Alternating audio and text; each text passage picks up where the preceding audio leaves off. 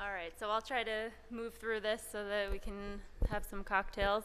Again, I'm going to talk about in-breast tumor recurrence in the Moffitt series after intraoperative radiation therapy. So just briefly, some background. Of course, breast conservation surgery followed by adjuvant external beam radiation therapy is a well-established approach for patients with breast cancer. External beam radiation, though, however, is not always feasible, and even in the best of circumstances, it can be very burdensome and costly. Accordingly, there's an increasing reliance on partial breast irradiation, which allows for a shorter treatment course in selected patients. And I think intraoperative radiation therapy is basically an extension of that in very highly selected women. According to data from the Target A trial, the 5-year risk of an ipsilateral breast tumor recurrence in patients treated with IORT is 3.3%, and that's compared with the 1.3% risk of in-breast tumor recurrence in patients treated with external beam radiation of the entire breast. The objective of this was to review our Moffitt series of intraoperative radiation therapy with a focus on in-breast tumor recurrence. This was an IRB-approved single-institution retrospective chart review that was conducted of patients treated with lumpectomy plus IORT over a 3-year period from 2011 through 2014. Eligibility criteria for IORT were loosely age greater than 60. They all had early-stage invasive ductal carcinoma. Tumor size were all less than 3 centimeters. They were ER positive and clinically node negative. We reviewed the demographics, clinical pathologic factors, the operative data, adjuvant treatment, and follow-up data to compare patients who developed an in-breast recurrence versus those who did not. Descriptive statistical analysis was performed with a Wilcoxon rank sum test and a Fisher exact test, and a p-value of less than 0.05 was considered to be significant. We use the intrabeam system at Moffitt, and this is just an intraoperative photo of our setup. In addition to a pursing structure to pull up the tissue, we use a Lone Star retractor to retract the skin edges.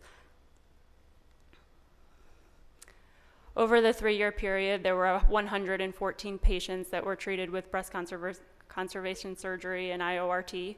The median age of patients was 71 years old, and there were a few patients in their 50s who were included. The oldest patient was 88 years old.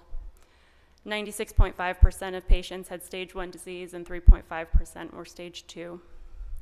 Over a median follow-up of 40 months, 7 out of the 114 patients developed an in-breast tumor recurrence, so that's 6.1%, which is quite a bit higher than what was seen in the Target A trial, which was 3.3%. One patient who developed an in-breast tumor recurrence went on to develop subsequent bone metastases. The overall survival in the series was 97.4%. 3 patients are known to be deceased, one of her breast cancer, one of colorectal cancer, and one of a non-malignant cause. 4 patients are known to be alive with disease. 100 of patients are alive with no evidence of disease. And 4 of the 114 patients developed a contralateral breast cancer. The majority of the patients in the series were candidates for adjuvant endocrine therapy, either with tamoxifen or an aromatase inhibitor. And looking at our data, the main predictor for an in-breast tumor recurrence that we identified was compliance with adjuvant endocrine therapy, most commonly in the form of an aromatase inhibitor, was significantly associated with an in-breast recurrence. And really, there were no other significant difference between the two groups. With respect to some of the variables that might be interesting, age, first of all, there was a trend, but not significant, towards older age in patients that developed a recurrence, with a mean age of 74 in the recurrence group and 70 in the no recurrence group, though not significant. Tumor size was similar. The majority of patients had final margins negative, although one patient in the in-breast recurrence group had a close margin, but no tumor on ink. Their oncotype scores were not significantly different, and there was a trend towards lower scores in the in-breast tumor recurrence group. But again, the only thing that was different is that 28% of the patients who developed a recurrence were compliant with an adjuvant endocrine therapy, while 77% were compliant in the group that did not have any recurrences. So with respect to what was going on with these 7 patients in particular, You can see they're on average a little bit older than most of the series. The youngest patient was 69 years old. The oldest patient was 84 years old at the time of diagnosis. One patient had had a previous history of breast cancer in the contralateral breast that was treated with lumpectomy and whole breast radiation. One patient had a significant family history of breast cancer in a sister. Final margins were negative in all patients except for one patient who had a close margin but no tumor on ink. Sentinel node biopsy was negative in all of the patients. 4 of the patients had oncotype scores which were reported and ranged from 8 to 21.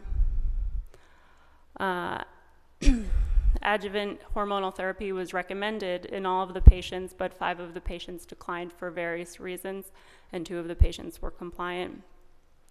The time until the recurrence was variable as early as 11 months and as late as 66 months. 5 of the patients recurred in the index quadrant, and 2 of the patients had recurrences in the non-irradiated areas, and 1 of the patients also had a contralateral recurrence. 1 of the patients developed axillary metastases at the time of her recurrence. With respect to treatment, 3 of the patients underwent lumpectomy and subsequent external beam radiation. 3 were treated with mastectomy. And the patient with the axillary recurrence underwent mastectomy and axillary lymph node dissection with adjuvant radiation. 1 of these patients went on to develop metastatic disease to the bone, lung, and liver. It is now presumed to be deceased, and the remainder of the patients are all alive with no evidence of disease at this point. So in summary, there's an increased risk of in-breast tumor recurrence in our patients treated with IORT compared with the Target A trial. One explanation for this may be that there's a significant difference in treatment compliance with adjuvant endocrine therapy in our group.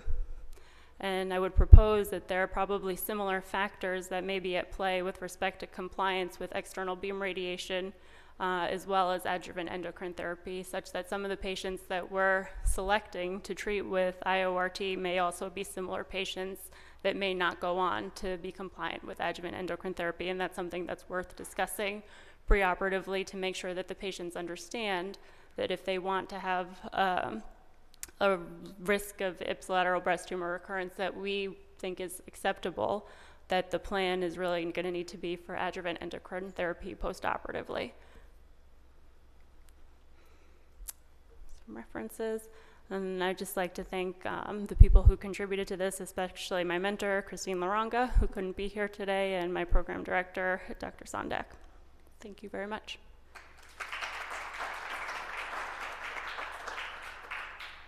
Let's keep you up there for a second, just Sure. in case there's any questions. I can start it off with my first question. Applicator size. Did you correlate it with the size of the applicator? There's no difference.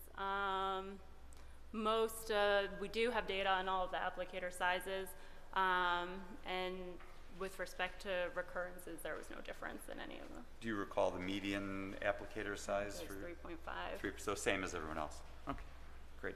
Any other questions? You stole my question. I have is regarding any ultrasound studies in terms of conformality to the applicator or any such thing.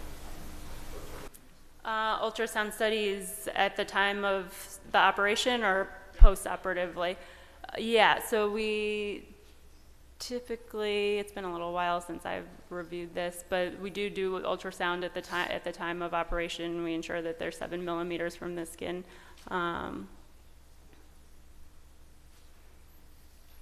For those patients who didn't use the Remedex, was there a length of time that they were on it at all, or they just didn't do it at all? There were a couple of patients who were prescribed and never started taking it, but basically anyone who took it for none of them took it for more than 2 to 2 weeks, maybe.